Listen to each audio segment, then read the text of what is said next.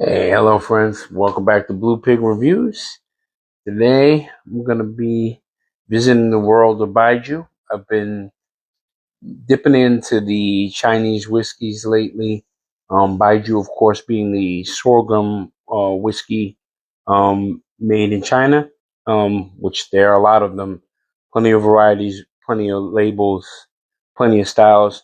But today we're going to be doing one called Jing, and Jing is a Chinese herbal spirit, and Jing is named for the region in which it is produced in, as well as the company. And this comes in at 70 proof. A 750 of this, at least at Lyser's in North Flushing, Lyser's Liquors, runs for about $22. This little one right here costs about $6, and we're gonna give it a taste. Um, Baiju doesn't get the run that it gets in China that it gets over here, um, because people, it's not as associative as like sake. You go when you go out to eat Japanese cuisine, it kind of gets celebrated right with it.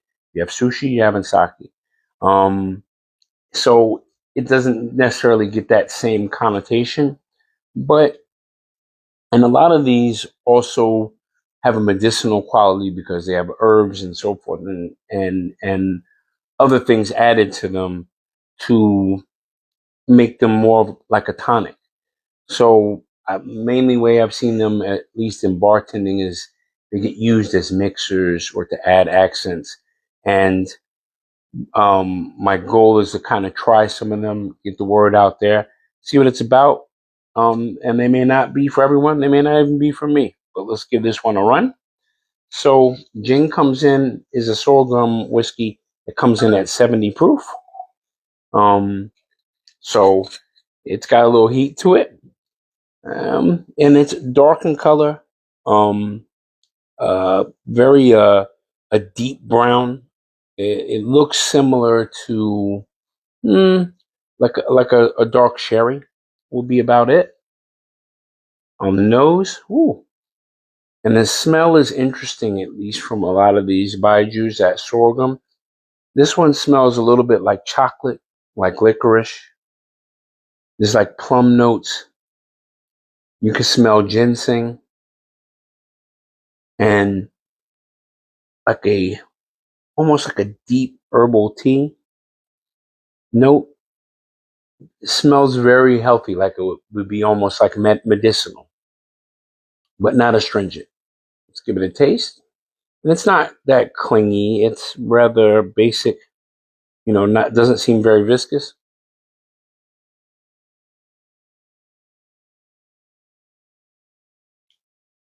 Okay, so the taste is a bunch of things. It starts out sweet, um, almost like it has honey in it, and then it quickly develops into ginseng. It seems like cinnamon, a light bit of vanilla.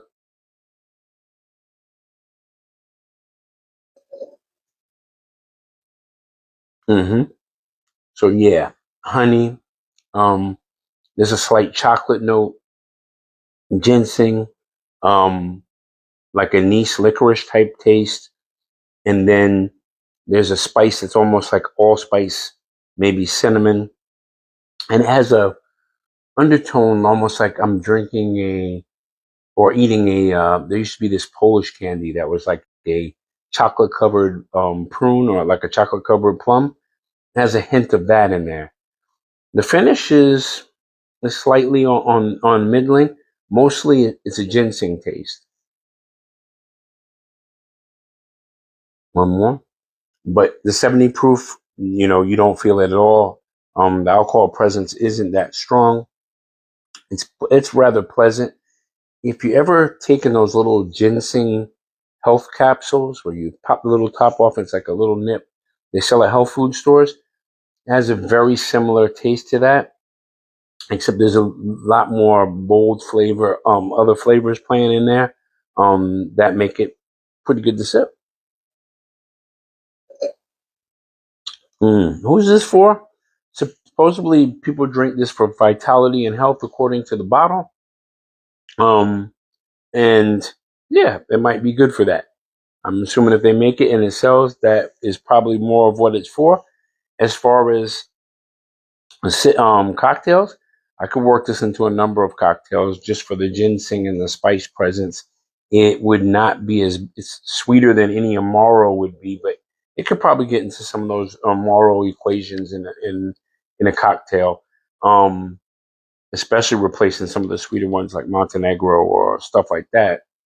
But this also could be your inroads into trying Baiju and moving forward through a lot of the Chinese sorghum whiskeys. Um, cheap is cheap. It's direct. It's pleasant.